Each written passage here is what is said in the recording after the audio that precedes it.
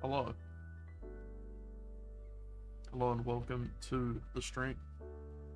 I don't know why it's being a little glitchy. Let me just give this 1 second. There we go. Just need to reset her so she wasn't so fucked. And I'm just gonna move the chat up a little bit as well. Playing with the settings a little bit.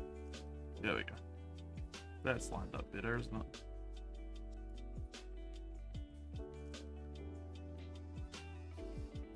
Is that 11:06? Yeah, okay. Welcome, welcome. Today's a little bit different. I thought I would just have a bit of a chat around like tabletop gaming. And if anyone's watching, feel free to ask questions or like contribute your thoughts. I'll try and respond to anyone who joins as we kind of go through stuff. Kind of seeing if this like just chatting stuff is fun. I guess like where do we start? Like tabletop gaming, I guess, has been part of my life for a very long time. I was a very little kid going into like the Warhammer store back when it was called Games Workshop. A very long time ago. And like before that, you know, like the toy store that had them, like Warhammer kits and like Airfix kits. My very first experience of like, hello cat. My very first experience of like a war game, I guess, was what's the word for it? Like basically adapting a game we played on paper with friends at school. It's probably like honestly like 8, maybe 7 or 8. And my friend had this game where you'd like flick a pen, like you'd press a pen down on the paper and then flick it, and that'd be like your shots. It's like a, you know, like a ballpoint pen. And then we ended up doing like drawing islands on like paper, and then having like paper like squares with noughts and crosses on them that were like ships and tanks. And basically like flicking your pen would be like how far you can move along the line, and then you could also like move or shoot, and then like flicking the pen would be like your shot at like an enemy paper target. And I guess that was like before I know about like chit war games, and it's kind of like a really basic chit war game. Like you have distinctive units, and you've got movement and shooting, and you can draw it, and you can make all the, you know, units yourself, and it doesn't require any like money or time really. I guess that's like the genesis of me being like, oh, I really like this. I really like, and like our family played a lot of games, so we played a lot of like, you know, played a bit of video games. Grew up in like the age of like Crash Team Racing and Hogs of War and stuff. Metal Gear Solid, at the start of like the PS1 era. But like, I'll point out as well on the background, all the photos in the background will be mine. So any like painted models are probably mine. Unless stuff like this screenshot now, which was a game I witnessed. But they had really cool models. They had like Night Goblin proxies as little gnomes. So anything in the background is probably a photo of mine, and then some of the models are mine. But yeah, basically doing that, and then yeah, our family played a lot of board games and like card games. So we did like lots of Texas Hold'em poker and 5-card and like Fan-Tan. And then we played a lot of like kind of, by my standards today, kind of mid-board games. Like we played a lot of Monopoly and Cluedo. And I fucking, like, I just can't play Monopoly anymore. I played too much of it, and it's like kind of dull in my opinion. But yeah, there became a love for like history and wargaming. When I got into like 172 models, and I'd make my own rules for like the 172 like British soldiers and like Japanese soldiers, and I'd like glue them with like hot glue to like balsa wood bases, and spray painted them, but like didn't finish painting them. So I'd spray paint them like green and brown with like the Tamiya like sprays. I was probably like what, like 10 at this point. But the thing that really caught my vibe was going to like the Games Workshop store. Ours was like near a big movie theater in the same building at the time. And our dad would take us, like my sister and I would take us like a movie, and like I'd always go past that store each way out, in and out, and I'd like have to go in and hang out for hours while dad and my sister would go and do like other stuff. And wow, like it just blew my mind. Like I was super hooked on like 40k and fantasy at the time. What is now old world for you zoomers? No, it's like yeah, at the time it was 3rd edition War for Warhammer 40k, and it was, I want to say 6th edition or 5th edition of like Warhammer Fantasy. And like it just was the best. I loved the store's tables. I loved like all the models. I couldn't get enough of the lore, like reading the backs of boxes and like White Dwarf magazine and stuff like that. And then like a while later, for Christmas one year, my mum actually got me the, well, courtesy of Santa, sorry, got me the 3rd edition starter set with the Black Templars and the Dark Elder. And I might actually bring that up because that would be funny to like look at it. But for those who know,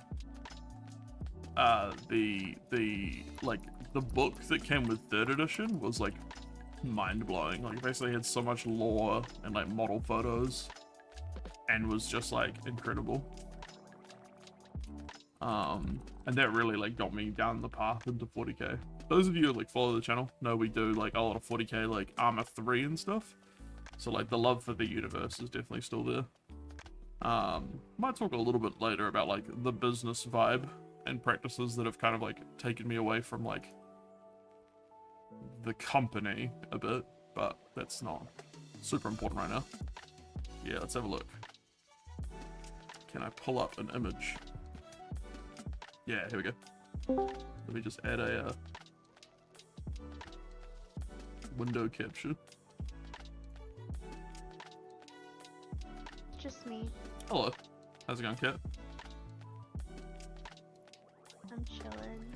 I saw you were streaming. Yeah. There you go. Can I be in here? Is yeah. that... Yeah, no, it's meant to be like join the stream. In the background though, you'll see now this is the can I point? Oh, that's right. I don't have my hand control set up. But yeah, anyway, looking up there, the Warhammer 40k starter set for 3rd edition was red. It had Jungle Trees and Ruins and Dark Elder and Black Templars, which I still love to this day. And like the book was fucking awesome. I'll see if I can pull up like 3rd edition rules art, because like some of the art in that book was just like so compelling and esoteric. Like there's the near the throne and like a very early image of like Custodes. It looks like a... Oh yeah, that looks very, very like detailed, very... Yeah. I think like Holy the shit. Karl Kapinski and like what's his name? Like John Blanche art is like super awesome. I don't know who did this piece exactly, but I would hazard a guess it's Blanche. But like this is the kind of stuff I grew up with like in the rule books. I know there's still a lot of that now, but like it was really cool. This is before like Custodes were even like an army. Just like they were just in the art. And there was like some really cool like Space Marine art in the book that was like very, yeah, a lot of like pen and ink, and I think it's pen and ink or like sketches. I really like this one in particular. On the right there of like the Space Marine dude looking very stoic. And as a kid, that's yeah, really cool. also like the store had Kat, you probably like can understand the appeal of like when you're a teenager and like stores have like cool music. Yeah. But like the fucking store when like I was getting into Warhammer had like nu metal, so like it was the first place I heard like Linkin Park and like System of a Down. Oh, nice. And like yeah. Slipknot, and like I wouldn't have discovered those like bands without like Games Workshop, which is like horrific to say, but I think a lot of my love for Warhammer was like the vibe of that store. And like this would have been like early 2000s, I would say. And I guess I'll just turn off this capture for now, but yeah, basically like I think that's what cemented my love for like tabletop stuff, was like a combination of like card games, board games, school, like getting into stuff with other friends. Like I remember telling my like boarding school, like, oh, I'm working on art homework when I was building like Warhammer terrain. So I could like build Warhammer terrain at like homework time. Like a little piece of shit. But yeah, but anyway, that's kind of the genesis and why I wanted to talk about it. Is like it is a big part of my life. In recent years, obviously, like Kat and I both play Armor 3 as like Kriegers, or like we have been different stuff in the past, but mainly Kriegers, which are Imperial Guard subfaction in the 40k universe. Do you guys play a lot of tabletop, Kat? Like wargaming or board games or anything? Trading card games? He has a bunch of minis for different things. I'm not exactly sure what they are, like what faction or anything, but okay. I've watched people play different tabletop stuff within like our friend group. Nice. I think like there's definitely like a real good appeal to like the doing stuff with other people, and I think like the tabletop stuff, it's obviously like it's a hobby in so many ways. Like you've got the, it doesn't matter like what we're talking about. It could be like Magic the Gathering or Yu-Gi-Oh or you know Legion, Star Wars Legion, or like a homebrew game, Dungeons and Dragons, that sort of thing. But like the idea of you're doing like the lore and the art like in your own time, and then you're sharing that with other people, and like sitting down and playing something, or like spending hours like telling a story or crushing your enemies. I think that's really like fun, and there really is something for everyone in the tabletop space at like various different skill levels. You know, there's people that do like incredible airbrush art, like the Golden Demon like competition winners and stuff. Let's actually just bring up some of that. Let's have a look. Something that if I ever got like super into anything, I would probably really enjoy painting minis, because I'm already pretty artistic. I already like to paint and draw as it is, so I'd probably like painting them. Yeah, I know a lot of people. Like I am, for full posterity, I've worked at a Warhammer store, and I know that a lot of people that came in and like bought models, a lot of them were just, well not just, but like their favorite part of the hobby was like the painting and modeling aspect, like converting a cool model and then like giving it an amazing paint job. But yeah, here we got some examples from like the Warhammer community store of like Slayer Sword winners or Golden Demon winners. Which yeah, that like, is like just wow.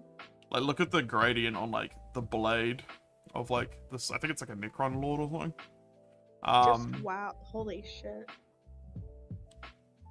And like just the like the reddened like almost like muddy dust on like the boots and like up the like shin guard on these like Templars. And I love Templars, Oh, yeah. so that just goes hard like innately. Right. But like it's really cool seeing a lot of the art styles. Like, it's almost like a more realistic tank paint scheme than like. Is that that one's really cool. A lot of color. yeah. Oh wow, yeah, that's really cool. That's a Lehman Russ. Was that what you were gonna say? The tank, yeah, the tank was like yeah. I couldn't remember exactly. So that's the same as what like Green has. Like when we play Armor 3, like we have these tanks like in game, and our I'm tank like, crew drives them. That's our thing. That's our stuff. Yeah. But like some of the detail and like time people put into painting miniatures and like don't really get into like the gaming side of it at all is like perfectly valid and like really impressive.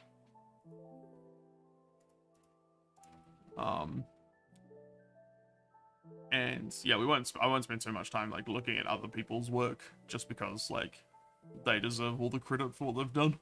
I mean that's a Horus Heresy gold winner, and like just the level of detail, and like these miniatures are not big. I mean hence the name, they're miniature. This one's cool where it's got like the backdrop with the lightning. Oh yeah, that's really cool.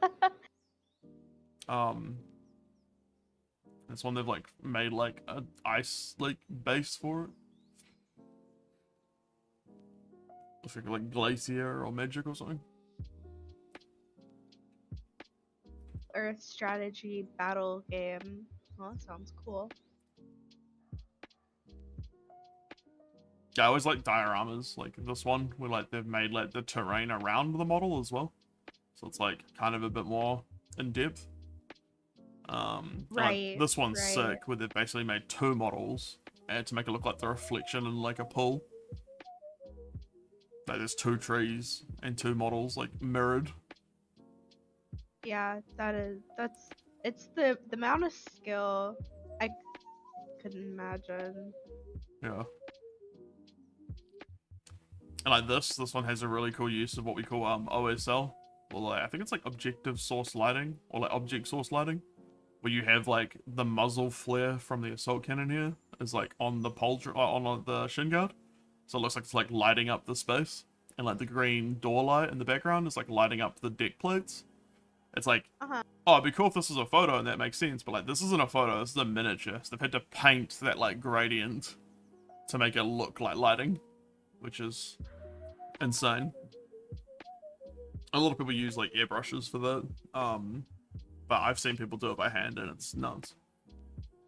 Both are incredible skills. Yeah, I think like that aspect of tabletop wargaming, where like, or tabletop gaming in general, because I know a lot of like Dungeons and Dragons paint their miniatures as well. Or like board game, like games that come with minis, people paint them.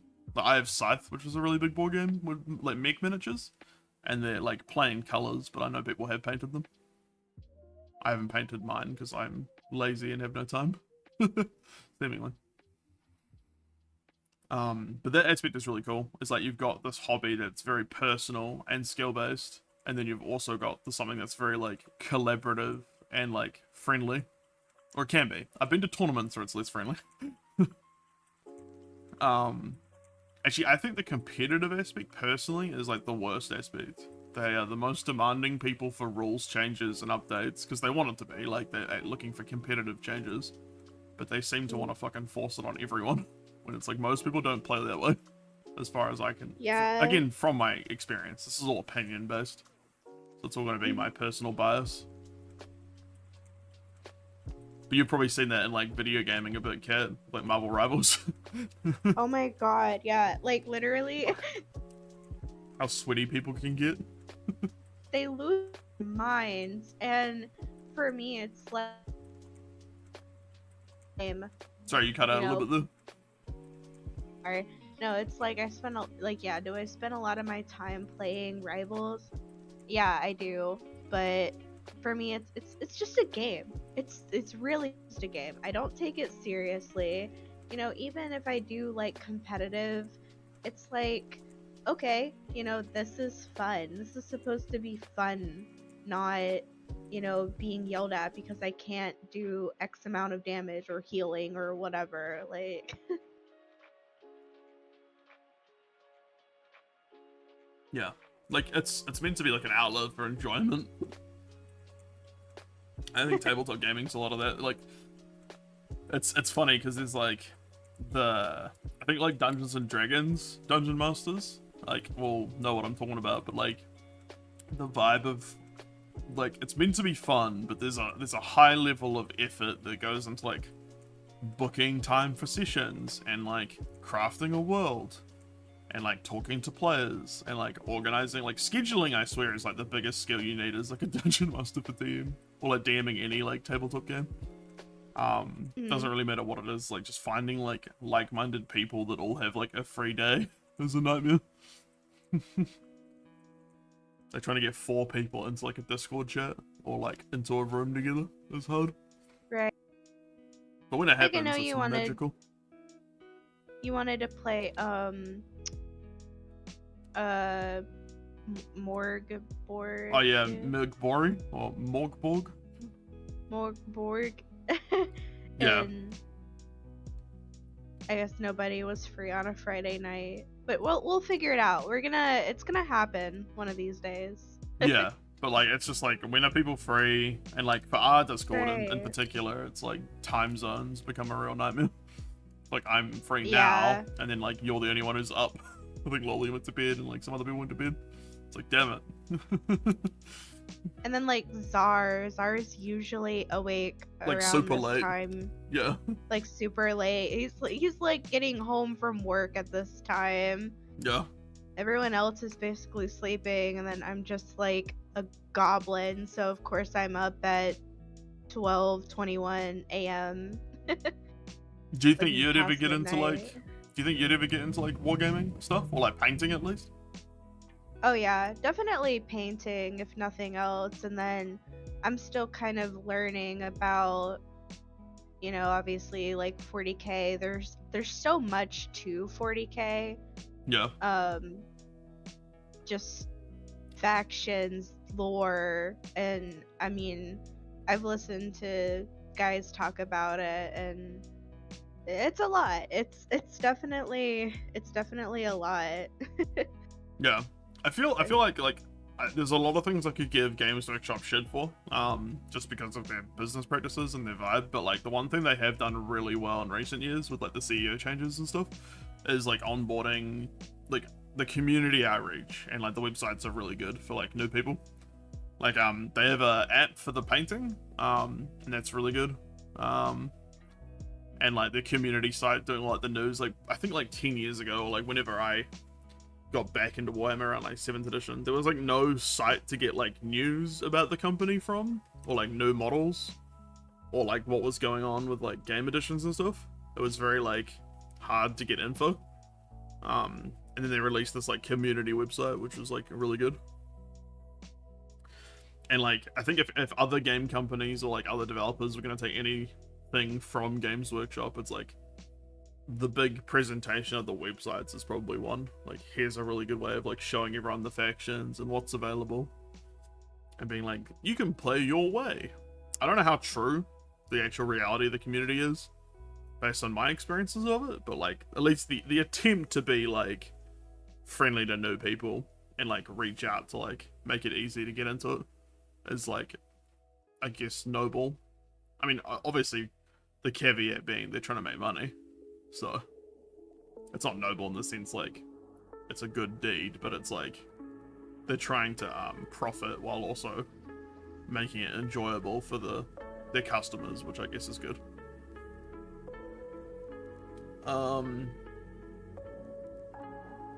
Currently I've had like a bit of a falling out with the Warhammer 40k like community and company. Not because like of anything particularly. I'm gonna turn down the music a little bit. Not because of anything like the company did necessarily, but just the way rules are written. And like, there's certain things I just don't like in the current edition of like Warhammer 40k. Plus I think like, as I get older, like time is so valuable. So like having a really dense war game that's like hard to learn, or hard to follow, or keep up with, and then like move those rules out to your friends and family is like kind of a pain in the ass. 10th edition, I just don't really like. I don't really like strategy. I've never liked stratagems, and like the stratagems are better than they were in like 9th and 8th, but like still. And the whole way they do like rules, where you have to wait like months or years to get like your codex or rules, and by that point like another faction has just become like super overpowered in the meta. It's I think the solution is like narrative based gaming, where you play like kind of story missions with your friends. And for that I've really been enjoying like one-page rules, which is a way simpler rule set, and they have rules for basically like effectively proxies of all the Warhammer factions. So if you have like a big Warhammer army, you can still like use your army for one-page rules, but the rules are just like pretty streamlined without being like boring, so I like it a lot. I just feel like even with time off and stuff, I still don't feel like I have much time to do a lot of like painting and modeling and gaming. And my new apartment is tiny. Like, I want a big gaming table for like playing 40k with friends or like board games, but like I don't know where the fuck I'd put it. Yeah, that's definitely a big one with like I know there's a bunch of stuff I want to get in like the apartment and things, and part of that is, you know, actually finish building like some of the models that he has, and then getting like he likes Legos. Yeah.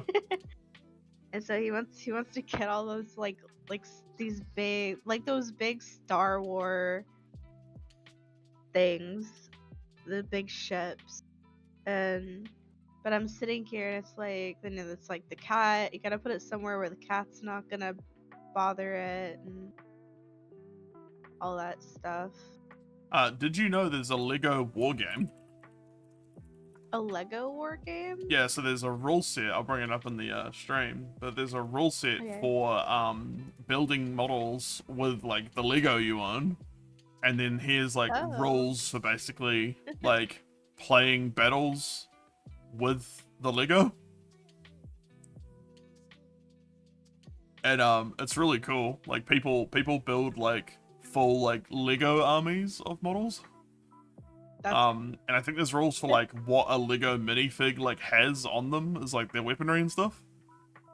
So people will build like I'll see if I can like find their rules here. I remember looking at it like years ago. I was like, hell, that's rad. But like, oh, here we go. Brick Wars, building brick combat system. Brick Apocalypse edition. Brick Apocalypse. But I think they had.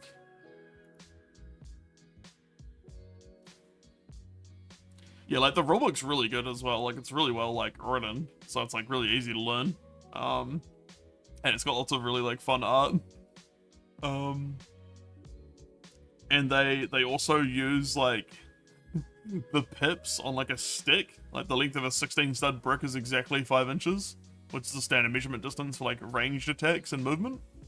So like you can use like the Technics sticks as like measuring sticks, which is fun. And then it just uses dice for like rolling like most war games. Uh-huh. I'm trying to see like where they have the like what a minifig has rules.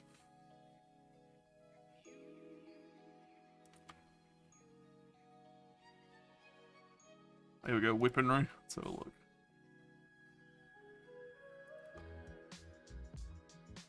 Yeah, so it just has like kind of generic rules for like the different weapons, like machine gun, blast gun, flamethrower, melee weapon, melee shield.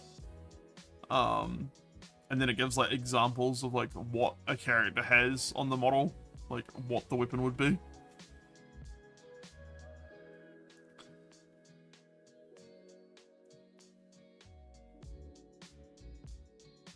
Yeah, that's pretty cool. Yeah. So I know a lot of people like do play war games with Lego, which is really cool. I remember seeing there was a really cool one as well for like making mechs with Lego.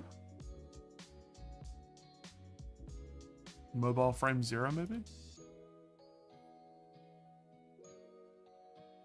But I think that's a really cool idea of like repurposing like toys or like something you already have to make a war game. Which just shows the creativity. Like, you don't need to spend thousands. Like, I mean, to be fair, it's Lego. You probably will spend thousands. But you might already have, like, Legos sitting around and be like, I want to play a war game, and I don't have enough for, like, 40k. It's like, well, repurpose your Lego. To be fair, wargaming, you can make it out of anything. As I was saying at the start, like, we literally use, like, paper, like, noughts and cross, like, squares as tanks and ships. You could literally just like draw it on a piece of paper, or even get creative and I don't know, make it out of get some air dry clay and some like toothpicks or paper straws or something. Here we go. I've got some of the MFZ like mix, but like. Yeah, they've got like, they're obviously using like the Battletech or like some sort of wargame hexes for like the board. Their first screenshot. And then they've got like the mix that they've built with Lego pieces. I really like that. Right? Yeah. It looks rad. Just taking like random Lego pieces and making a whole thing. I like that. Yeah, and like a lot of the time they give the guide too, for like how to build it, which is really cool. So like it's very community focused. These actually look a lot like Battletech mix. Oh, it is. Battletech Rifleman. I didn't even read that. I was like, I'm pretty sure it's a Rifleman. Battletech's another one like 40k that's been around for like a billion years. I think it's been around like 40 years or something. Citation needed, but it's a very good mech game. If you've heard of Mech Warrior or Mech Commander or Battletech, they're all the same universe kind of. So like Mech Warrior Online and stuff like that. Yeah. I was about to say, I've heard people talk about Mech Warrior Online quite a bit. So Battletech is like the universe and like game, and they've got like a bunch of games within that. Like you can play as like a mech part in like a role-playing game, like Dungeons and Dragons, or you could be like Battletech combat like this, where you've actually got like mechs on a table. Actually, let's have a look. Battletech Tabletop. And there's video games, obviously, as well. A lot of the appeal of these big, like, sci-fi universes and, like, the hobby in general. I mean, Baldur's Gate 3, for example, is, like, the video game version of, like, an aspect of Dungeons and Dragons. But yeah, like, you've got the tabletop, and then you've got like role-playing games, and they all kind of come under the same loose heading. So like the video today is talking about I'm talking about like tabletop gaming broadly, which means that includes like the war games like this, but also stuff like Lancer, which is not set in the BattleTech universe. Oh, that's a fucking... I'm stupid. Lancer RPG. That's what I wanted. Lancer's really cool. It's a car. It's a mech combat game, role-playing game. So like you make a character and you make your custom mech, and it's set within like a kind of really interesting universe, and like you can make your own universe for it. To be honest, a lot of the good thing about role-playing games, it's very like homebrew enabled. Like if you want to make your own universe, you can. But the mech designs are really fun in Lancer. A real mix of like the kind of heavy-duty mechs, like the Drake, IPSN Drake on the left here. It's like really weird esoteric stuff. That's almost like Titanfall looking mech, all the way up to like some really weird stuff. Yeah. That's cool. They also have a really good website for Lancer. If you haven't played it before, if you find a DM that wants to run it, Lancer has like an amazing website for like making your character and like managing your pilots and stuff. I think I've got a login for CompCon, or I did. Oh, here we go. I'll log in and I'll show you my character.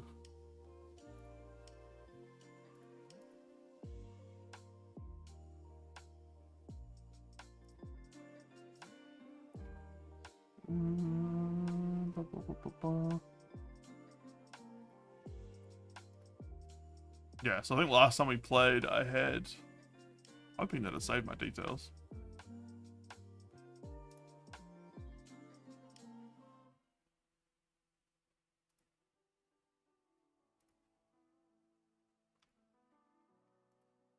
Maybe not.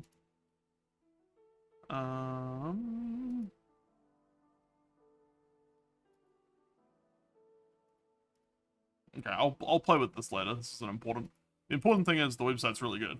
And if you, like, wanted to play, Lancer as an example of, like, a mech game, it's all on CompCon's website. And, like, it lets you basically manage your mech and your pilot and stuff, pretty effectively through the website. And then you can use, like, you know, your classic, what they're called, VTTs, or virtual tabletops, to, like, run the game. I know, like, Foundry supports, like, hex maps. You don't have to use anything particular. Just, if anyone, watches this and goes, like, what the hell are you talking about? Feel free to comment in the stream, or in the YouTube video later. Happy to answer any questions about what I've talked about, roughly. So I know we're jumping topics a lot. But yeah, CompCon for Lancer is a particularly good example. I wish all games had this kind of thing. Though I think they're getting better and better. I know for Dungeons & Dragons you've got like D&D Beyond, I think it's called, which is pretty good.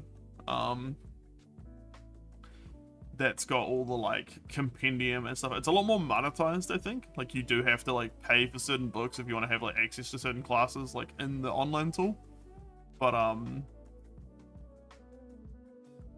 it's another one that's like pretty good in terms of like how it works. I'll just see if I can like jump in. I honestly can't remember like which account I used. I'm gonna go with the DozChat account and see if that works.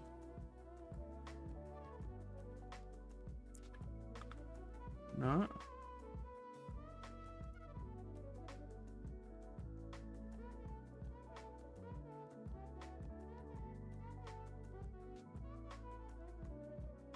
That looks promising. Have you played much D&D? No, I know like I want to get into doing D&D with everybody, but it feels like everybody right now is like in the middle of like a whole thing, and jumping into anything would be, I don't know, a little bit like getting caught up, I guess. I don't know. and then also just having, like, whenever I've brought it up, it's felt like people would have to teach me how to do it, kind of, and I don't think anybody wants to take that time to teach me how to do it. Yeah, I remember us talking about it a little bit previously, like about that exact topic. And like, I don't know, like D&D is kind of like, it's pushed as the poster child of like tabletop role-playing games. It's like, oh, this is where you start. And like, I don't know if it is a good start.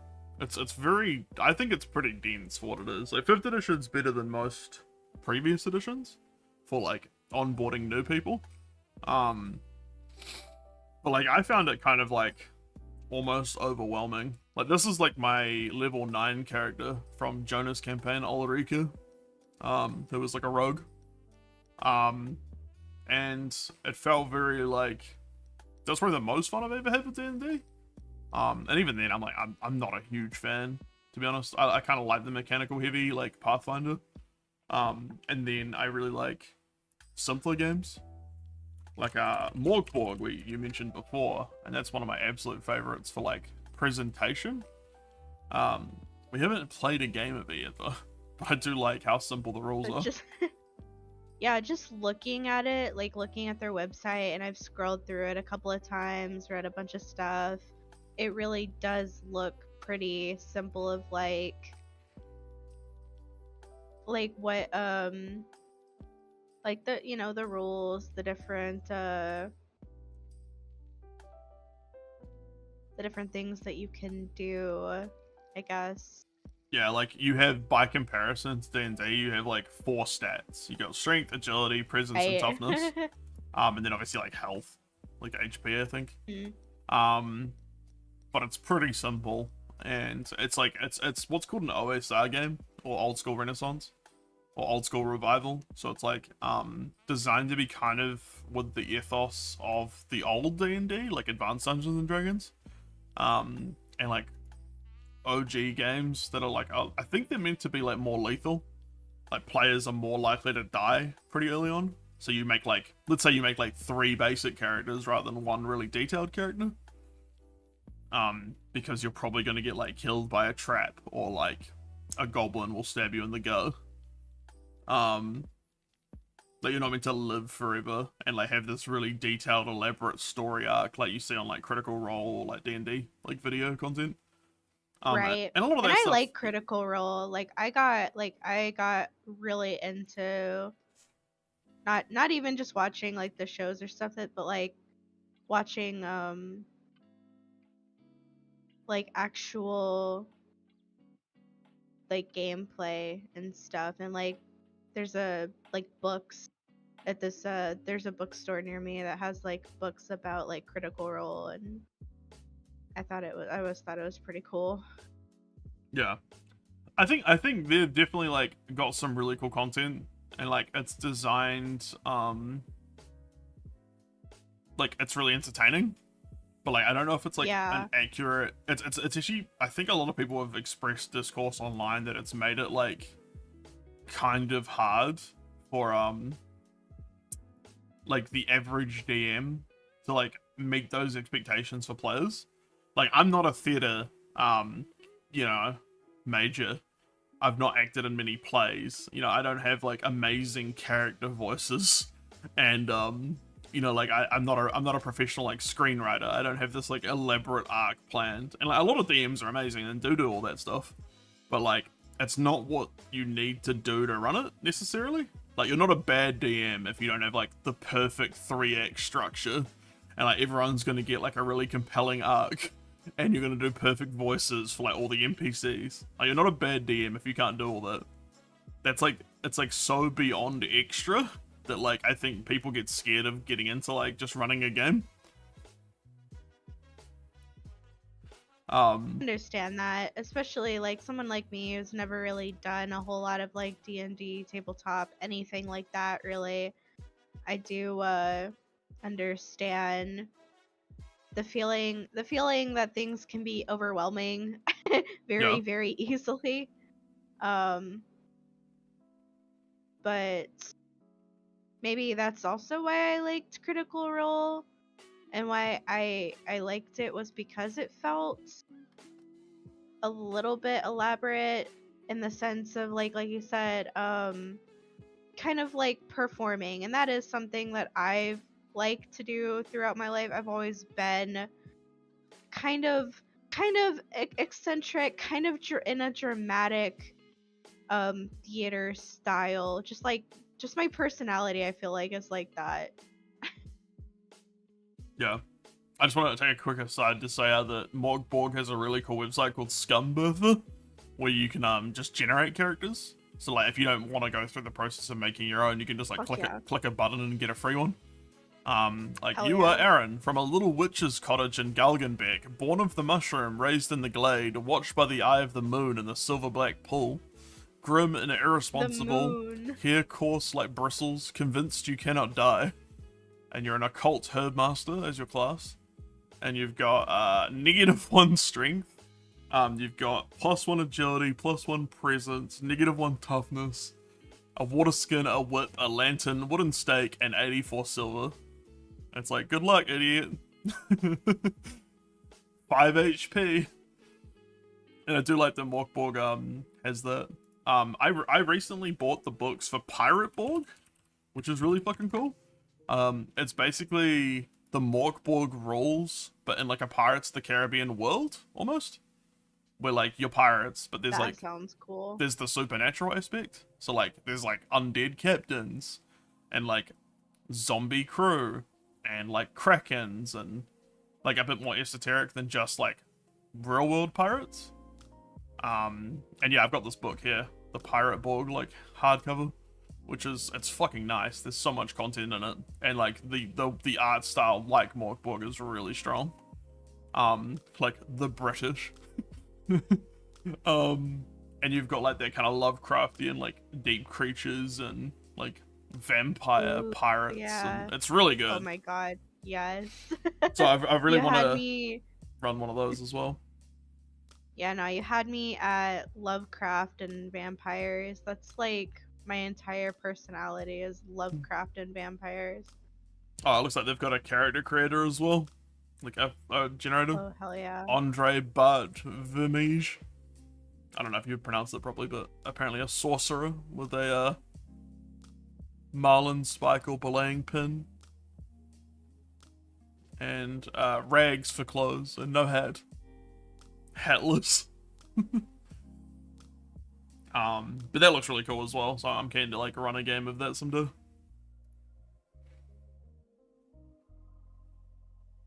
But yeah, I quite like playing and collecting like the kind of more weird like role-playing games that aren't as popular.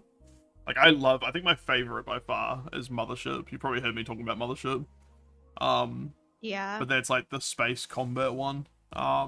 That's like kind of horror themed. It doesn't necessarily have combat, sorry. It's like yeah, it's like space horror, but like relatively simple rules. Space horror sounds cool. It's like the movie Alien, or like, you know. Oh yeah. It's lots of stuff. Like, you can kind of run a lot of like the sci-fi tropes with it, but like it plays very good. And we've been running that campaign for like over a year. But it's on hiatus at the moment, but like I really like Mothership. Sci-fi horror RPG, there we go. But I'm like struggling to think of like how to describe it. The starting module for like new players they recommend is like Another Bug Hunt or Epsilon 14. And both are really good. And Another Bug Hunt is very similar to like the start is quite similar to Aliens, where you have like the Marines dropping in a dropship and like investigating some weird shit. I wouldn't say it's derivative. It's like not like directly the plot. I think it's very like an homage to Aliens, but it gets quite different quite quickly, so that's good. There is also an official Aliens RPG, which I hear is really good. I haven't played it, so grain of salt. But I have friends that have said like the Alien RPG is really solid as well, if you just really like the Alien universe specifically. With like Weyland-Yutani being creepy and all that. And if you're more of a board gamer, there's the Alien board game. What's it called? It's not the official Alien board game. I don't remember what it's called. Shut Up and Sit Down, the really popular like YouTubers did a video game of it. What is that game fucking called?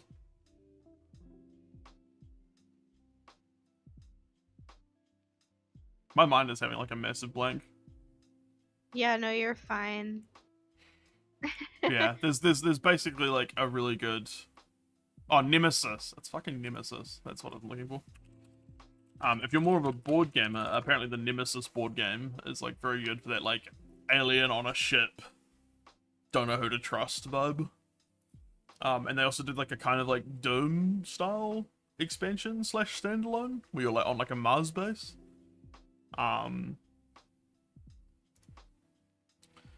So yeah, there's the tabletop space really does have something for everyone. I mean, do you have like a favorite board game, Kat? A favorite, Candyland. God, that's depressing. I used to be obsessed with Candyland, especially when I was a kid.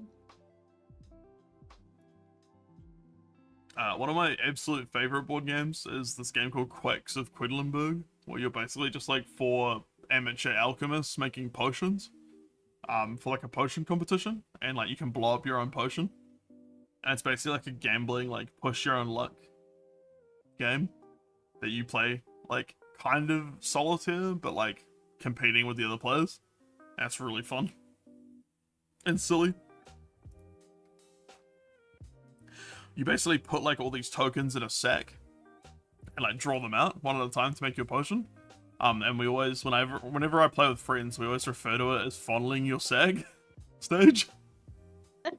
That's just goofy. Gross, but like it's always pretty funny. Because you get this like black silk, I think it's there. You get this like black like pseudo silk like bag to put all your tokens in, and it's really satisfying just like rummage it around. One of the cutest games I played recently, that I ended up buying, was a card game called Sea Salt and Paper. I ended up buying it because I loved it so much. But it's basically a really weird like matching game with cards. But all of it's origami animals from like the sea. Oh, that sounds awesome.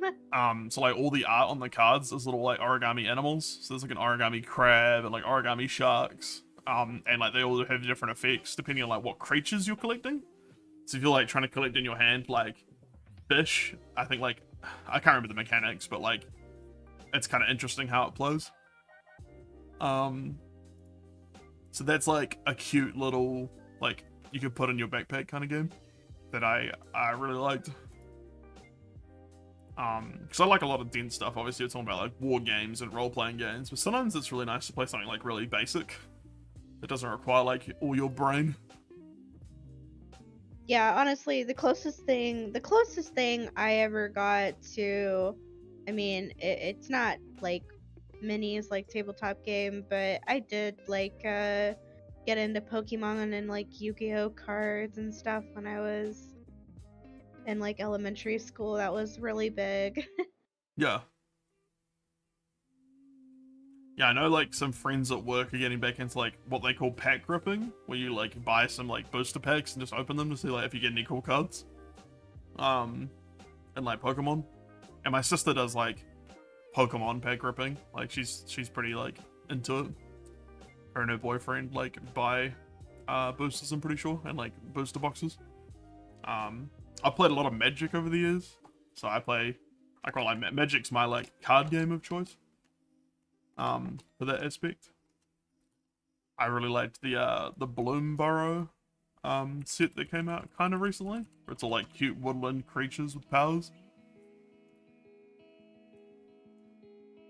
So if you like just sound Redwall, what is that? Just what's the game called that crap it'll come to me.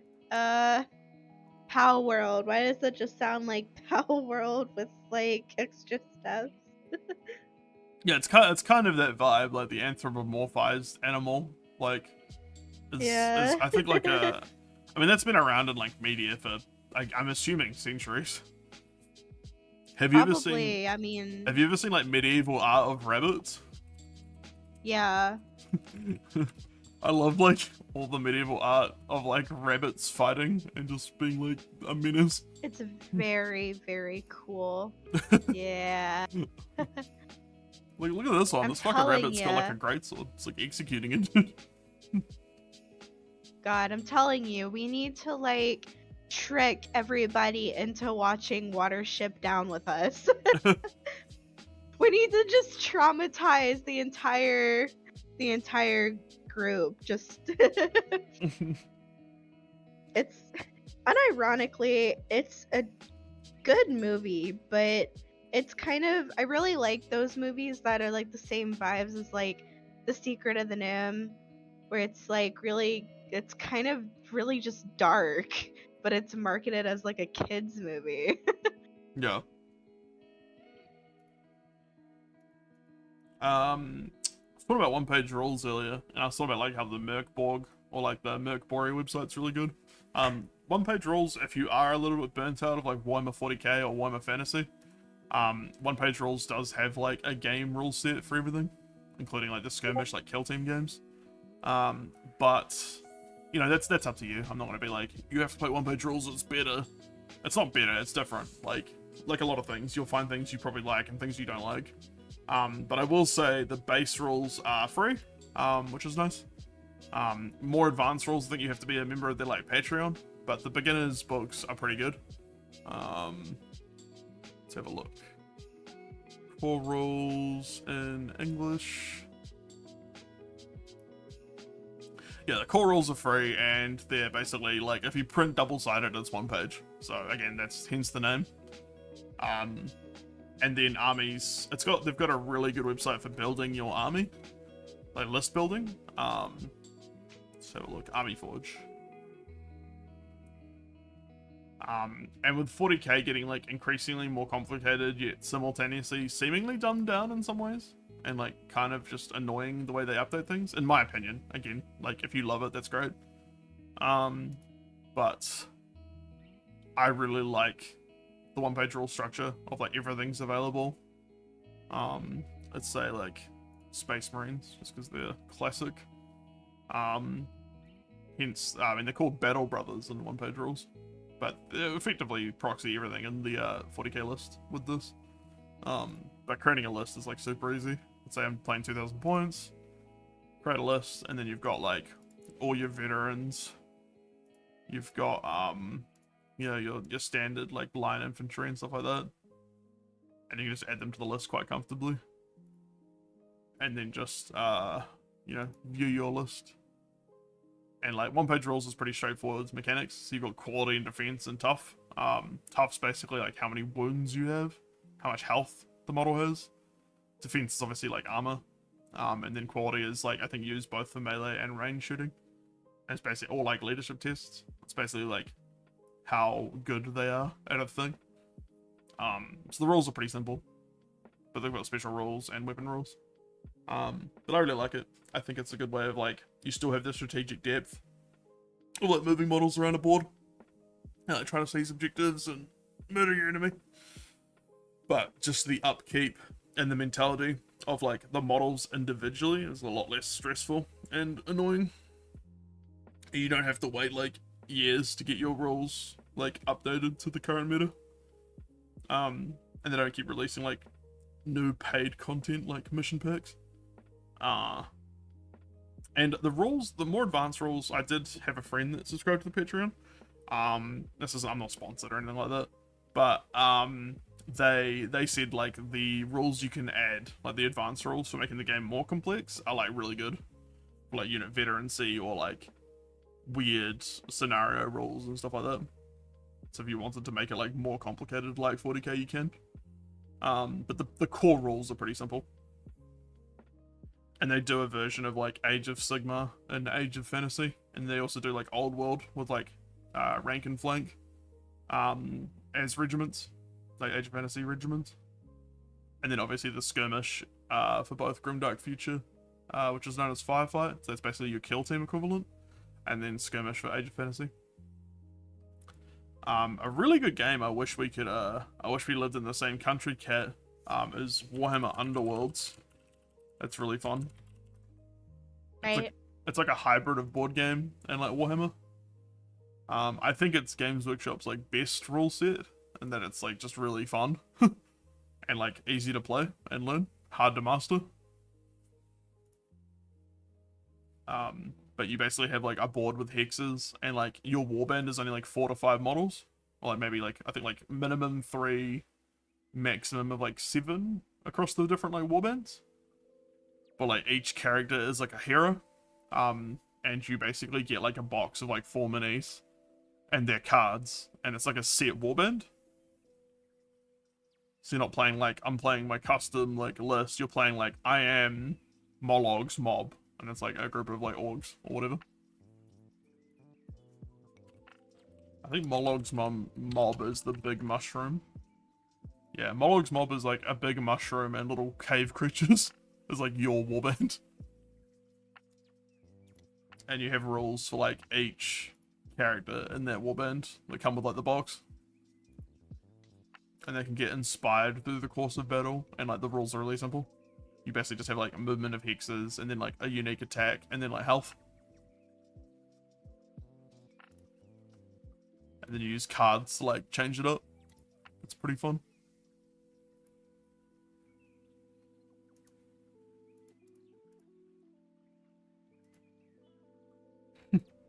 I like that that meme you sent.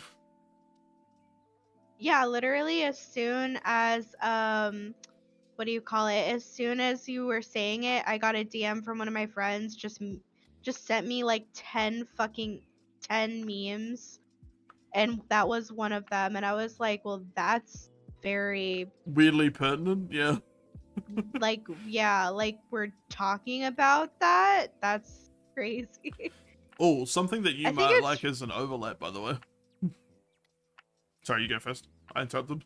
No, sorry. No, I was just saying, I think it's really crazy when stuff like that happens, when you're like talking about something and then you like it pops up in your feed or somebody sends you something about it. Yeah.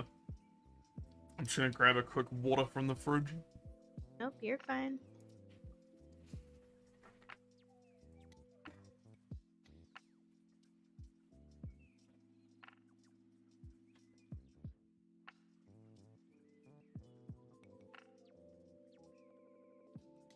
We'll take like a minute or so. I'm just gonna go to the bathroom quickly as well. You're fine.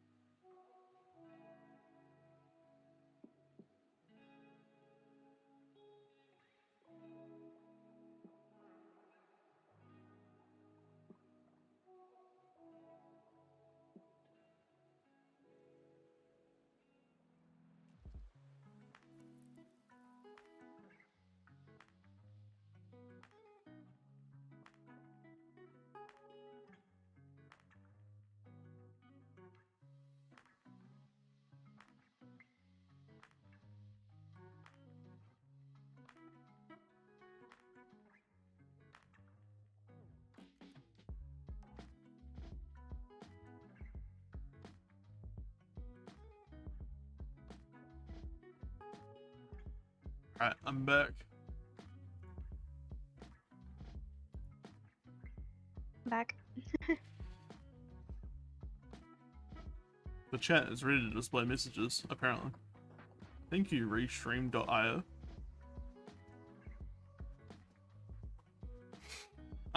Yeah. I was gonna say there's something really cool that I think you'll like with a bit of overlap of like our interests. As I'm working on, I think I've talked about it before, but I'm working on my own like role-playing game that uses the tarot for like character creation. Yeah, you were talking about that one time, and then you got busy and everybody got busy, and yeah, it just I basically just want to flesh out like character creation and like the combat mechanics and like starting items, and then I think it's like ready to like play test with some people. So I'll let you know when it's like ready. But basically you have like 4 kind of main stats that like you socket a major arcana into. Right. So like for your like physicality, you might socket like the Empress or like the Moon, Luma, and that'll like influence how physicality works based on that major arcana.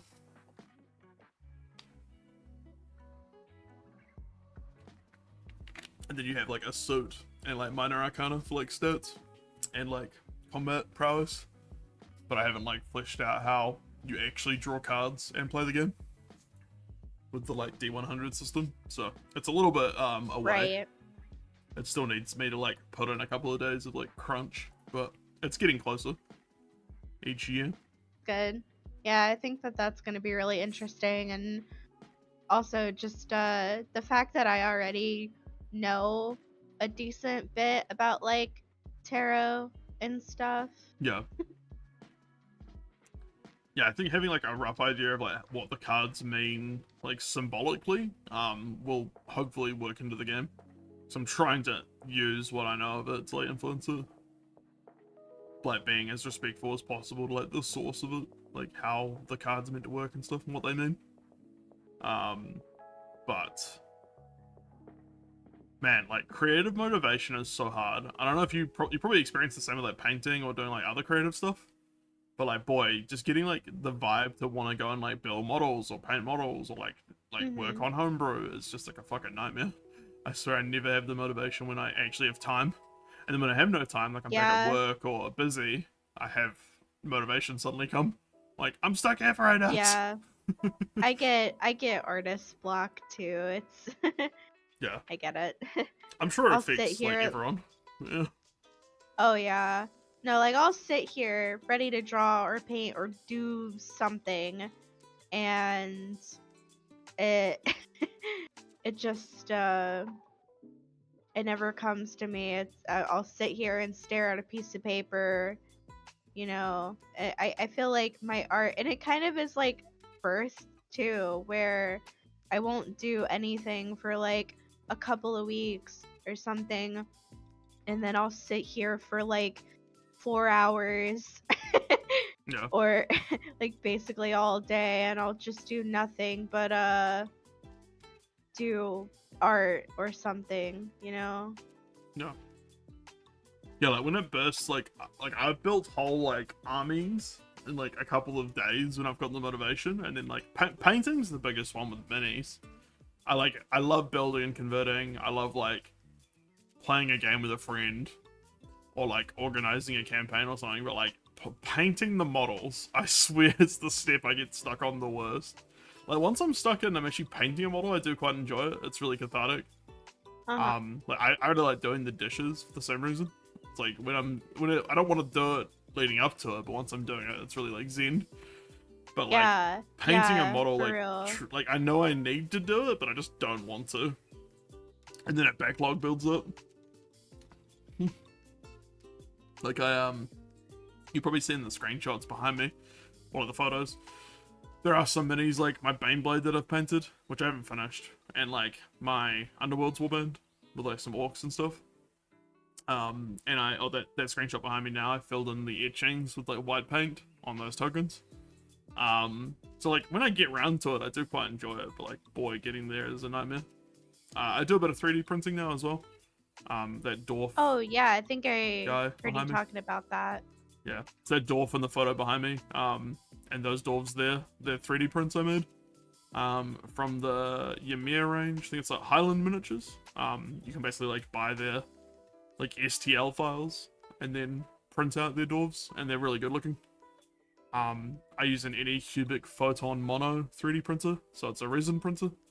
And it works pretty well. Like, I think for tabletop minis, it's fun. There's definitely higher res now, like higher resolution, so the miniatures look even crisper. And it doesn't have a great big build plate, so I can't really print like really big stuff like Titans or tanks easily. But like, I think for minis, it's really good. There's a whole regiment assembled. But yeah, 3D printing is an interesting aspect of the hobby that's like got a lot of different like takes on it. I think it's really cool. Obviously, a lot of people don't like it because there's the aspect of potential piracy of like miniature designers' work. Like someone will make like a really amazing sculpt on like Patreon or something, and then like someone will just like share it for free around. And it's like they took a lot of time like sculpting it. It's kind of shitty. I know a lot of people pirate like or like clone or copy like Games Workshop's miniatures. It's a little more ethically grey because while sculptors did spend a lot of time working on it, that's $1 billion company, and they're kind of anti-consumer at the best of times. So it's like I don't know. I'm personally not advocating it. Wink. But yeah. Right. But wink, like, wink. but that kind of aspect of it is like interesting. It's like pirating physical objects. It's really funny with like the piracy discussion like decades ago. Do you remember those ads on like DVDs that are like, you wouldn't steal a car, you wouldn't steal a purse? It's now like, you wouldn't steal a rhino tank. Like, yeah. No, I don't care what anybody says. Certain things, you know, the P word. You know, I've never been the kind of person that cared a whole lot about that kind of stuff, because at the end of the day, you know, unless it's something like, it's the same thing I think about like big corporation things, where it's like, unless you're hurting somebody who isn't making like billions of dollars off of it, you know, it's whatever. Yeah. I was gonna say that it's like who does it really harm? If it's like, if you're stealing music or posters or like art design from like a small indie artist, or like a sole business, like a solo trader, or like a small business, like less than like, let's say 15 employees, like that's kind of shitty. Or like, I mean, not even 15, the number's kind of irrelevant. Like if it's a small business or a small creator, don't steal, you know, like try it out, try and use like free demos if you can, then pay them if you like their work. Like I bought all the Mothership Zines and like the Pyroborg and stuff like that, and I don't think they're big companies. Whereas like D&D is like Hasbro and like through Wizards of the Coast, and like while the creators might be really cool, like the individual writers and sculptors and artists, like I don't really give a fuck about Hasbro and their bottom line. So like, again, I'm not advocating piracy. I'll just pause a few seconds. But, like, I strongly think supporting small creators is important. So, like, if you see someone make a cool sculpt of a 3D model, and, like, you like it a lot, like, pay for it. And, like, they're not normally that expensive anyway. And you can print it as many times as you like. Which is a pretty good deal. Whereas, like, you know, like, Hollywood movies, they're not really, like, a good deal. You pay a lot to go to the movies these days, and like they make billions, and like I don't really care. Same with like streaming services. Yeah. It's like not the same argument, in my opinion. Anyway, but yeah, 3D printing's cool. I really like the idea of like I'm been getting into like Trench Crusade miniatures, which is a new war game with a lot of the art by ex like Warhammer artists, and that's a really interesting world. And I recently backed the Trench Crusade like Red Brigade bundle, which is basically like you pay a fee and you get the STL files to print like the models from the Kickstarter. So I paid for this like a couple months ago. And the models are really cool. Do they have much? Where's the actual art?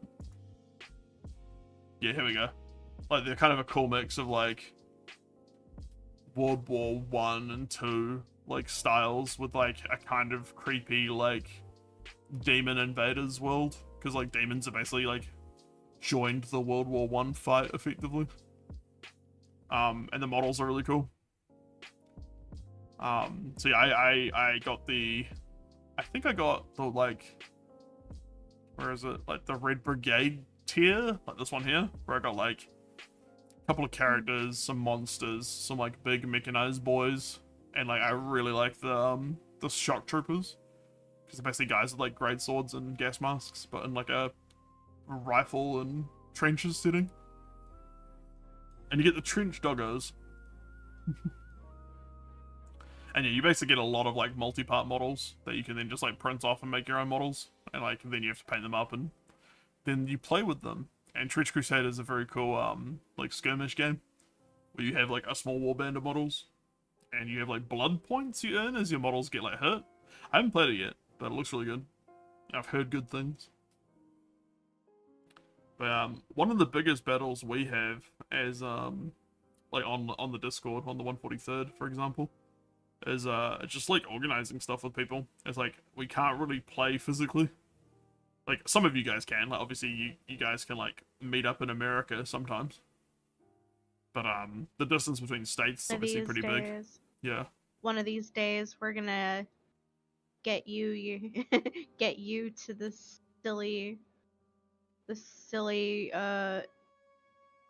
eagle raw ha country. I don't know what I'm trying. But yeah, it's like with time zones and like playing digitally, the experience like isn't quite the same, but it is really good. Oh, we played a fair bit of tabletop simulator, like 40k games, which is pretty good. Like, you don't get the full aspect of the hobby of like building your own terrain and having like a really cool gaming table and like rolling dice and like painting your minis, but like you can play the game with friends in a little 3D like pocket dimension, so it's like close. Seeing if I can like trying to bring up some like screenshots from Tabletop Simulator for like tabletop stuff. I should be able to if I just change the window capture to Steam. There we go. No wait, I want to change it to the screenshot one specifically.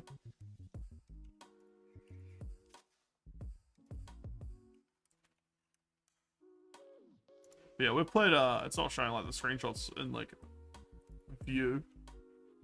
Oh wait, you know what I can do? I could probably do screen capture, kind of display capture. Let's go new. Let's go that one. There we go.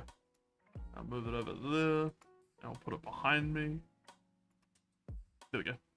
But yeah, we've played like Magic before on like Magic the Gathering on like Tabletop Simulator. Yeah, I've watched y'all do that. And then we've done like games of 40k. That's like me playing Votan against Custodes and Tau. That was a massive game we played that I don't think we even finished. Like, we didn't get around to finishing it, but like, you can see there, you've got like boards and rules and dice and all that, like in Tabletop Simulator. And like, it can be a little bit janky at times, but like, you can play digitally if you don't want to spend the money on models and time on painting, or like your friends are overseas, or like you just don't have the time to play it like during the day and you want to play like at 10 o'clock at night, or you want to like save the game and come back to it. These are all things that digital does really well that just isn't really a thing otherwise. Like, I couldn't play with my American friends if I didn't have Tabletop Simulator, so that is cool. And like, people have made some really cool like sculpts and models, a lot of it based on like the Dawn of War games or like hand sculpted. Oh, there's a diplomacy game I ran in Tabletop Sim and Discord that got very wild, very funny. Oh yeah. Yeah, Lolly did like a bunch of like, because it's a negotiation game basically. Like, you basically do a bunch of talking with the other players, then you submit like your orders. And I was doing it so like you do your orders like each day in real life. So like the other players will like talk all day, then submit their orders, and then like they'd see the outcome of their like the consequences of their actions, I'll say. I've actually got it on my YouTube if you ever want to watch like the turn structure and some of the nation summits between players. But like Lolly basically said like, oh, I'm not gonna betray you, I'm like, we'll work with you, to like a bunch of like people. And then like he worked with some, but then like betrayed others. And then the player who got betrayed got very salty. But the game's heavily about betrayal and like saying one thing and doing another. And like that was informed at the start of the game, so. It's pretty funny. Right. Like people get very like, oh my god, I can't believe this happened in the game where this was I definitely can't gonna believe happen. you betrayed me in the game that I was gonna get betrayed in. Yeah, diplomacy's kind of brutal in that like to win you have to fuck over other people and you kind of have to like push people out and like Yeah. wipe out nations. That kind of sucks. It's very funny though. But And we oh my added God, that we added a lot of role playing to it by having like the embassies between nations in the Discord. So like you'd join like the Yeah. French German embassy and they'd be like, "Fuck you! What are you doing?" And I tried to keep it like relatively impartial, but it was a lot of fun. I don't think I've got many more like screenshots because I wiped my like tabletop sim file. But yeah, we've played King's Dilemma on Tabletop Simulator.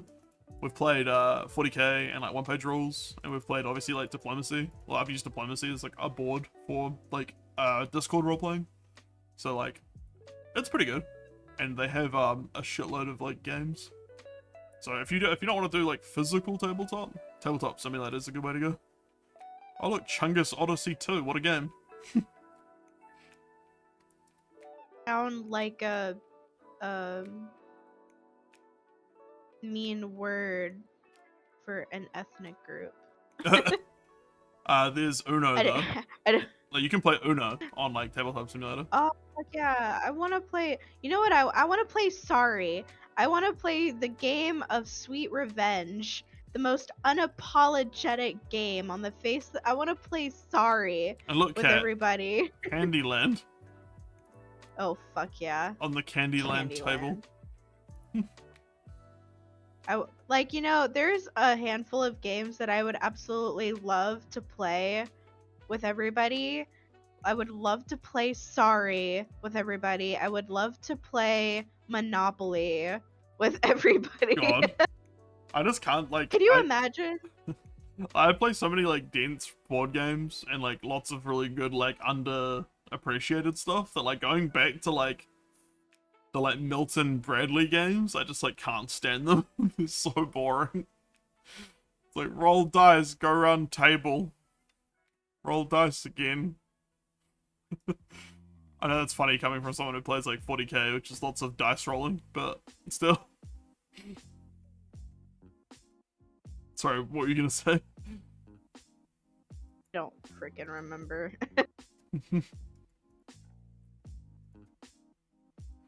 Yeah, I'm really excited for more Trench Crusade. There's another game that's been announced kind of recently that looks kind of cool. It's called like Doom 1490. I think. Yeah, 1490 Doom. I'm just gonna change my browser back to the browser. There we go. Jesus, they've made 975% of their stretch goal. They wanted 20 grand and they've got 195,000 so far. But yeah, basically like a little skirmish game where you're like kind of medieval folks. And there's like some bad shit coming. And you have to like defend. Yeah, tactics in a dying world. You can like climb up and like fight stuff on castles. I haven't had like a really good read or watch of like how the game works, but it seems to be like defend the castle tactics war game. With your little warband of like medieval folks.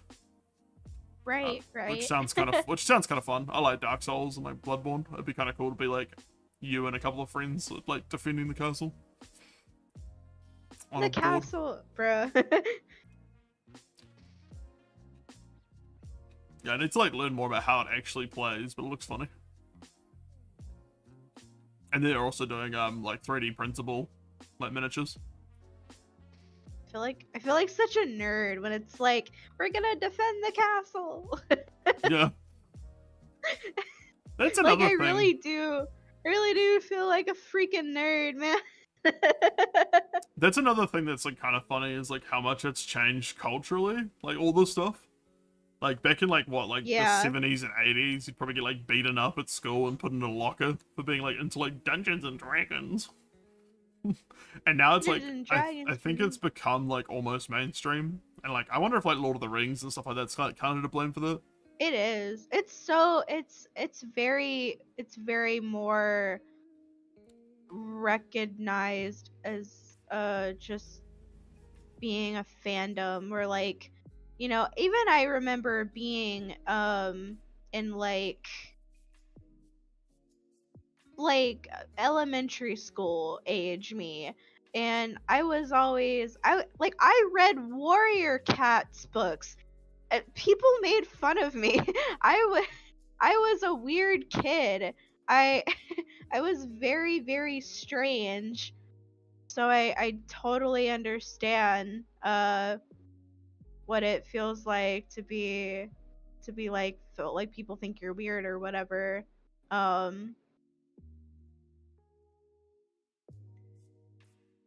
Yeah, I think But no, like I think that yeah. yeah, I reckon like Lord of the Rings is to blame, and then like a lot of young adult novels like Aragon and like Twilight and stuff like that, I think just like pushed a lot of the fantasy stuff into the mainstream.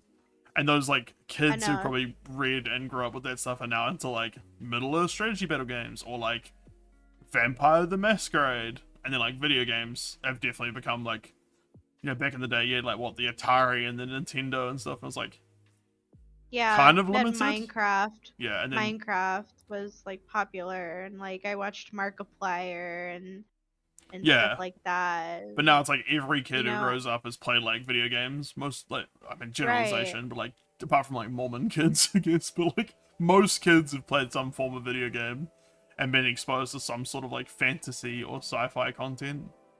Yeah. And now like a lot are into like some form of tabletop, I would say. Whether that's like cracking packs and playing like Yu-Gi-Oh or Pokemon or Magic or something else, or like, you know, playing a war game or playing like board games. Yeah.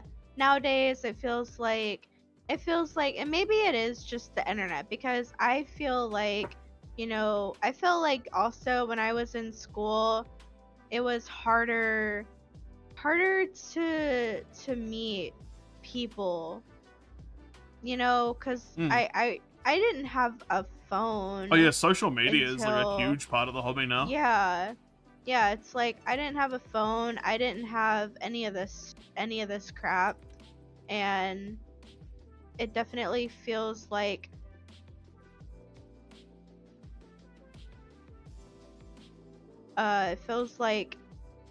it's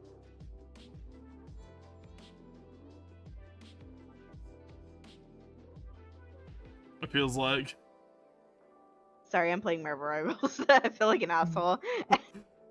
No, it felt like talking to people nowadays. It feels like more people have the same experiences as I did, where I always felt kind of weird, and I just went to I went to a small school, so that's partially to blame. But then I also definitely think like, yeah, I'm rambling. Social media. Like I a lot of my favorite tabletop content, just like segue into social media, is like I love the 4chan like TG traditional games board. Like don't get me wrong, I'm not a big fan of like slurs or like othering small minority groups or anything like that. I mean, we joke about it, but like sometimes, but it's like I don't think it's. I'm trying to like lean away from it as I get older. But I will say there is still a lot of very funny content on like TG, and like some genuinely earnest content as well, of like making really cool like world building and stuff like that. But I remember seeing this game the other day where people were like drawing monsters. Oh, here it is. Dice Fighters. Basically you can just like make your own monsters for Dice Fighters, was in this thread, and like they're really funny, like the dashing salary man. And people were just like drawing and making like their own like creatures for this guy's like homebrew game. Someone made Big Cricket, and like you basically get like stats and like a creature and a type and then like a special ability. And the thread was really funny. Just like there's basically a bunch of people just like making funny creatures for it. There's just a lesser geodomite. It's just like a little creature that has crystal healing. Trainosaurus Rex. And it's like a T-Rex train. is like the creature, and it's all like MS Paint art. It's like really fucking soulful and cool. Oh no. There's a slutty character. Yay. And God. I just love the idea of like making like crowdsourcing your own content to make like some funny, like awesome creatures. A dragon made of guns as a character. Sounds cool. Autistic Shudden, Dark type, Mage, Autism Beam is their special ability. Oh, yay. It's like, I don't know, like there's stuff like that that I think will definitely like make people uncomfortable, because it's like, are you making fun of autistic people? It's like, maybe a little. And it's not, again, I didn't make this character, it's not like my personal beliefs. But like, I think that's the thing that like bounces people off like 4chan content, is like there is some like kind of hateful shit on there that you have to avoid.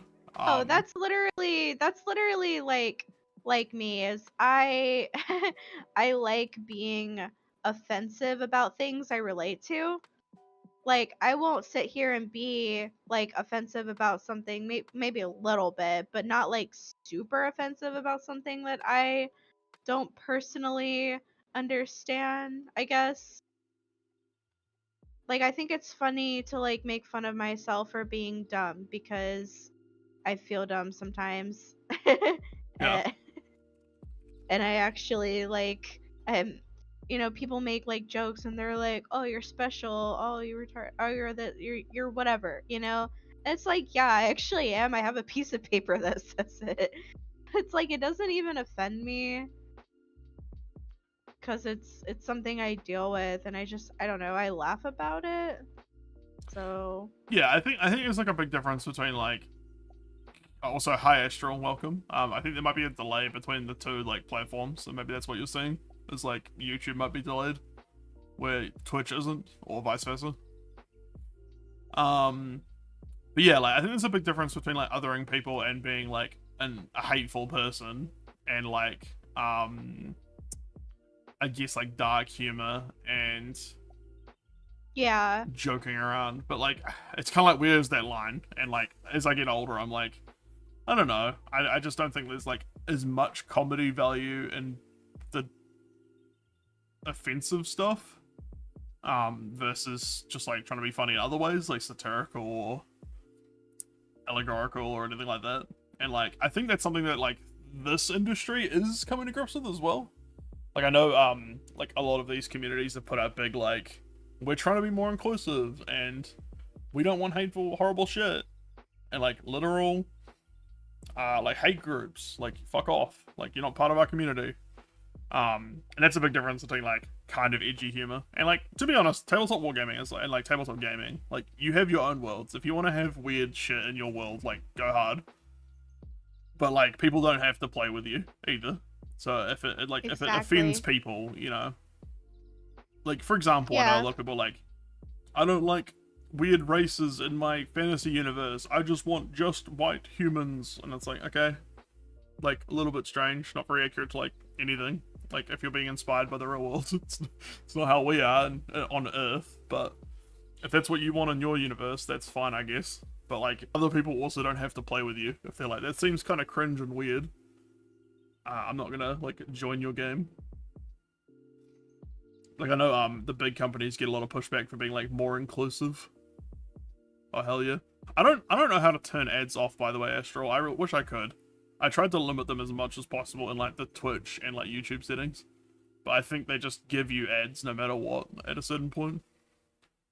Correct me if I'm wrong, but I'm pretty sure you're just fucked with like pre-roll ads and stuff.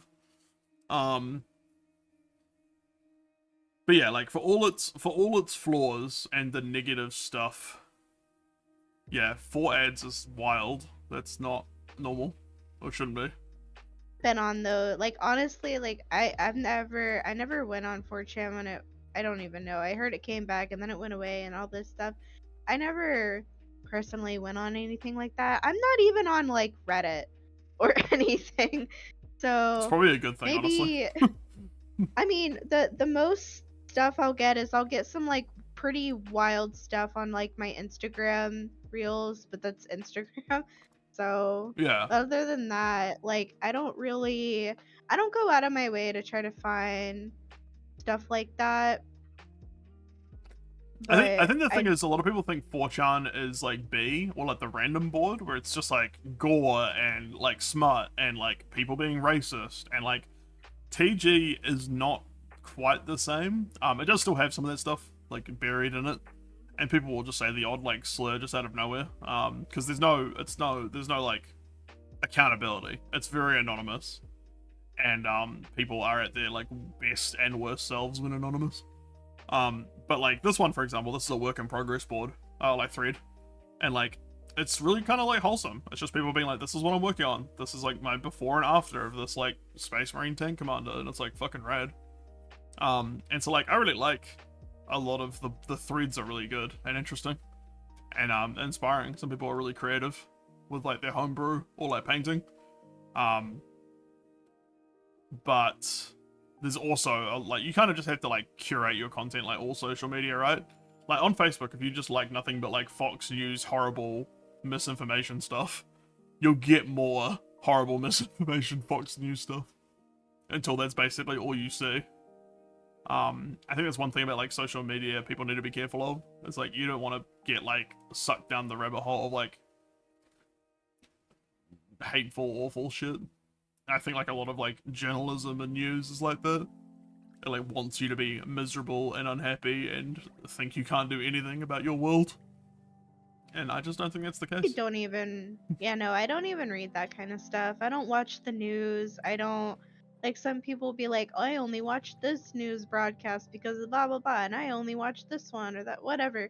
I don't watch any of it, because at a certain level, all of it's bullshit. At a certain level, all of it's entertain. Like, I don't, like, even if they are talking about like factual stuff, it's like you don't even know what's real. It could say like this happened and that happened, but I didn't see it happen. I wasn't there. I don't know if this is what's actually going on, or if this is how people are trying to like twist it to look, because I don't know if it's the same way over there, but like especially here there's an issue with like certain news stations or whatever. Like, they all have an agenda. They all have something that they are trying to push out there into the world, and they basically just do whatever it takes to get that point across, even if they have to like lie about what's actually happening or phrase it to be like, oh, this is bad, this is what's going on and it's terrible, while the other news station is like, see, this is what's happening and this is what's changing and this is why it might be really great, you know? So yeah, I think to bring it back to like traditional games, I see it a lot with social media. Like the doom saying comes up a lot with like the Games Workshop is a very popular company for the sector. So like a lot of people play like 40k or Age of Sigmar or like Horus Heresy or something. And it's like that loud majority vibe where like basically if something happens, good or bad, or like not even good or bad, like objectively nothing, you'll see a lot of conjecture on social media and like loud yelling about like why this is the worst thing ever, or like why the company's doomed, or why like we're doomed. And it's like, just because your rules change a little bit doesn't mean like you don't have to enjoy your army anymore.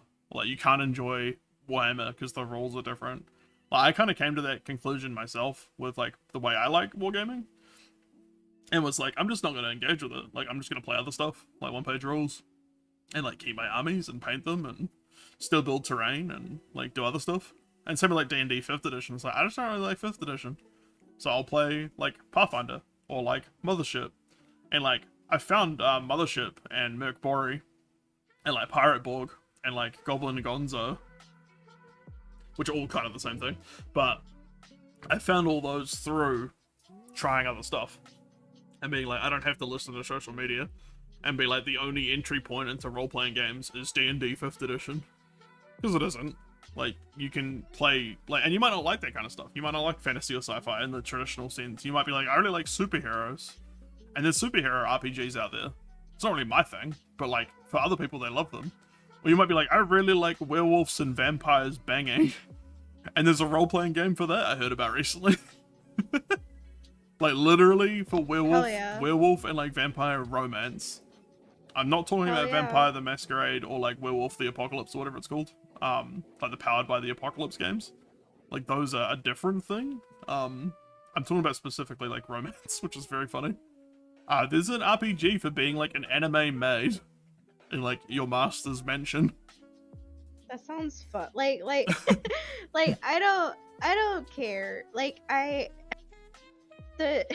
it's so weird when people talk about like certain things, and I think about like who I am as a person, and everyone acts like guys are like all these massive like they're always gooning over something, they're always like getting it off or something.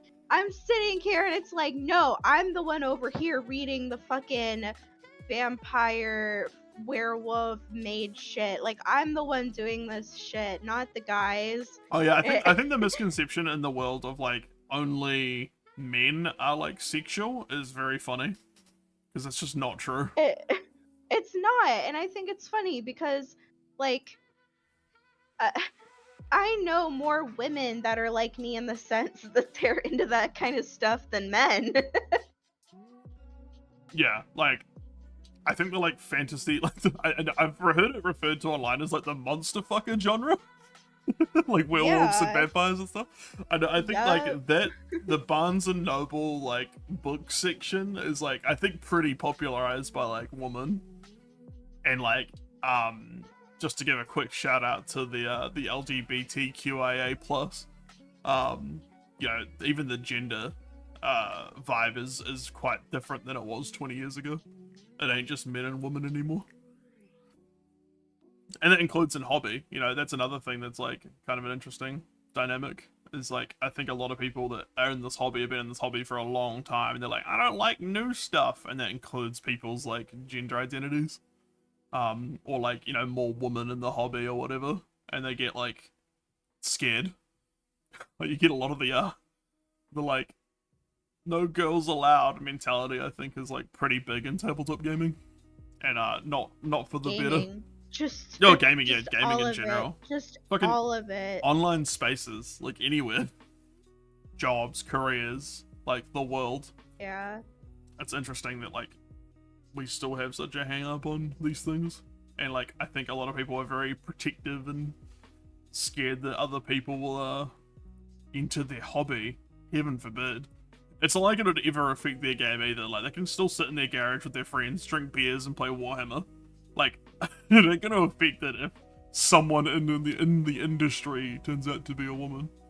But that seems to be like the mentality they have. I know, like Games Workshop, I think like did like their female custodies now, which are like the big power armored like guardians of the Emperor, and like. It was never really implied that they were only men like the Space Marines back in the day. Or like, I'm sure someone's gonna fucking like hate whatever I say. But oh, maybe they weren't. You know, maybe they always were men previously, and now they've got women. But like, I know that kicked up a lot of controversy with like the community and like people doing the whole like grifty clickbait whinging on YouTube. Like, they put woman in the game. Ah.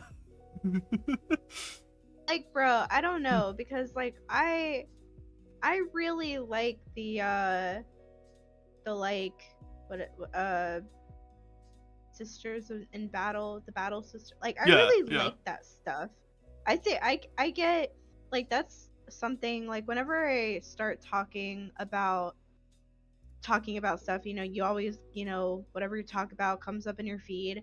And I get a lot of like Krieger and like Sister of Battle like artwork, like fan art and stuff of that, and I love it. Yeah, like I'm literally looking at some old art, like on the old school Renaissance, like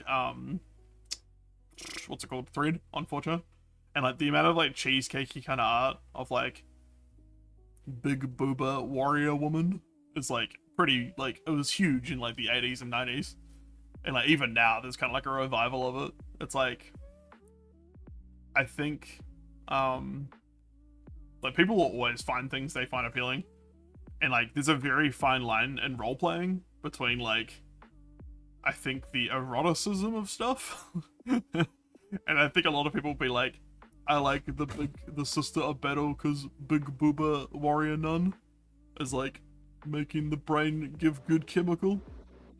Comes through a lot as well. Hell yeah, it gives my brain good chemical. Yeah. And I don't think Like there's anything wrong. There's nothing wrong with that, but I think like people take it like too far, and they go like, that's the army for women.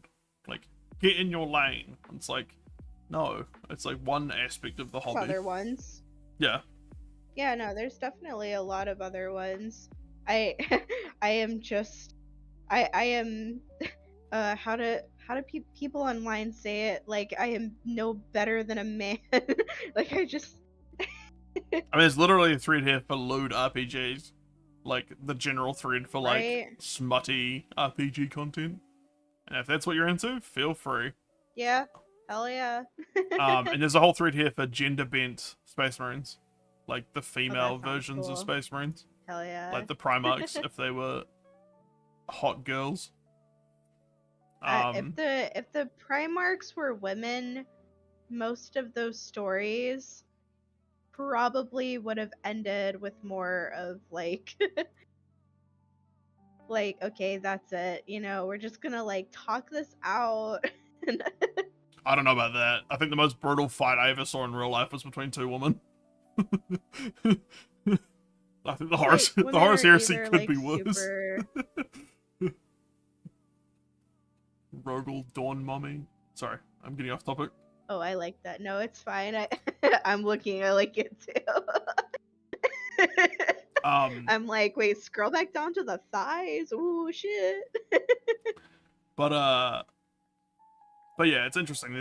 There really is something for everyone in tabletop gaming, and like I think that's the message to take away. Like, if anything, is like, don't get worried about the social media being like, role playing games are for boys. It's just not true anymore, and hasn't been for quite some time.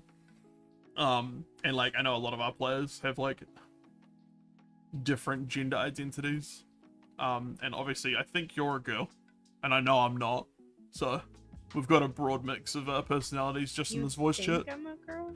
You think I'm a girl? I can only assume. Wow. You can only assume? What? I'm assuming your gender. Cancel me on Twitter right this instant. Dare you? I'm gonna cancel you. No. Yeah, no. I don't know. I really freaking hope I'm a woman. I think the other thing too is like I think social media is like, you have to play a certain way. Like, you have to buy the book and you have to do it this way, and it has to be like Critical Role. And like that's as we were saying earlier, that's not true either. It's like, if you want to make a weird little warplay, like if you wanted to make like a barista combat system, you could. Where like all your player characters are different baristas, and all your spells are based on like mochachinos or lattes. Like, there's probably there's stuff like GURPS, which is like the general universal role-playing game system. I think that's what GURPS stands for. Is like, where like it's already got systems for like making any kind of setting and any kind of role-playing game you want. And like fantasy is a big part of it as well, like fantasy novels and stuff. People are like, I want to make the perfect like Twilight role-playing game, and like I'm pretty sure it'll already exist, but if it doesn't, there's like a lot of role-playing games to do that. I know Lord of the Rings has like official role-playing games, and I think they've put out a new version of the One Ring RPG. Yeah, Free League Publishing, and apparently it's really good. Like, if you want to make like a literally roleplay in like the Middle Earth system, apparently the One Ring is like very good. But I know this company also puts out a game that's very it's based around like, I think like Scandinavian folklore. Yeah, Vaesen. It's like Nordic horror role playing, and it's all based around like Nordic folklore and creatures, which is like really cool. So like, there's definitely something for everyone. Like, if you want to play Yeah. wholesome, or you want to play creepy, or you want to play, like, something fucking weird. I don't know, I'm trying to think of I want a like half woman, half spider that Someone's that's just shouting into the scared. camera, like, drow, Yeah. drow, drow. that's scared of, like, I don't know, fucking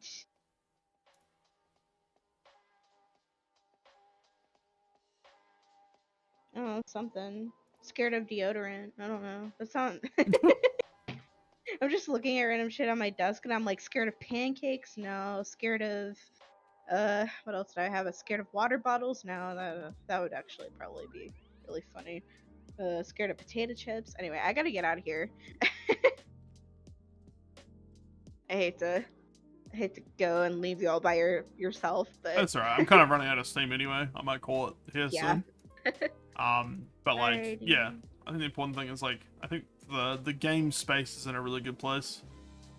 There's a lot of games out there. There's literally stuff you can make out of like scrap. You can make terrain and models out of like stuff you have at home. Role-playing games can be as much in your head or on paper as much as they can be these big, expensive, elaborate productions. And like, you can make your own content, or you can just buy something that's really cool. And there's stuff ranging from like cute all the way to like the most horrifying shit imaginable. Right. I really like Mouse Ritter. I know you're about to head off, so I'll just quickly wrap it up. Yeah. But Mouse Ritter is a really cute little, like, your mice in like a big scary world role-playing game. And the gear system is like little sockets on your character sheet, so you can only carry like so much stuff. And like a two-handed weapon will take up like 2 slots, which I think is a really cool game system. But yeah, that's a good example of like a cutesy role-playing game versus like the horror stuff I normally like. Yeah. No, I just I have a friend that wants to hop on Rivals with me, and I really have to pee, so I'm gonna get out of here. All right, catch you later, I'll Kat. see you later. Thanks for stopping by. Yeah, no problem. But yeah, something for everyone. Try it out. If you have any questions or anything you want to like ask me, or like if you want to get into anything particular and you like don't know how, feel free to like reach out. I've played a lot of stuff over the years. In terms of like skirmish war games and like homebrew. I'm getting more into RPGs. I played a little bit of 5th edition, played a little bit of like Pathfinder. And then I've played a lot more Mothership as like a DM, and a little bit of Mouse Ritter as a DM.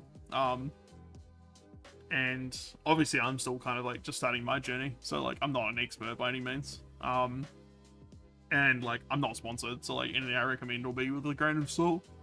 But like, try stuff and get out there and like see what the world has, because I think there's been a real renaissance over the last like 20 years of like, there's so many good board games and card games and like tabletop war games and role-playing games that like there just wasn't before. I mean, I watched a video recently, like the whole thing was about like a dungeon delve based around Alice in Wonderland with really interesting like room mechanics, and it was like a mega dungeon. And I'm like, that's really cool that exists. I'm working on a couple of my own games, but just like finding motivation is slow and hard. But yeah, I think I wanted to do this talk as a way of like reigniting my love for like tabletop games.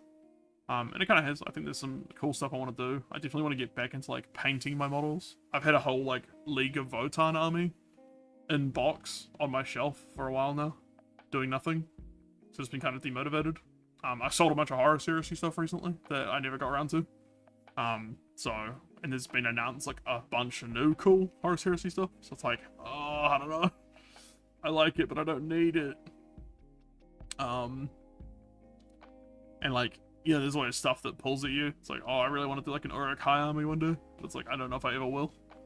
But yeah, feel free to reach out if you have any questions. If you liked the format of this video, or like this like semi-podcast, please leave a comment, or like and subscribe, or whatever, ring the bell on YouTube.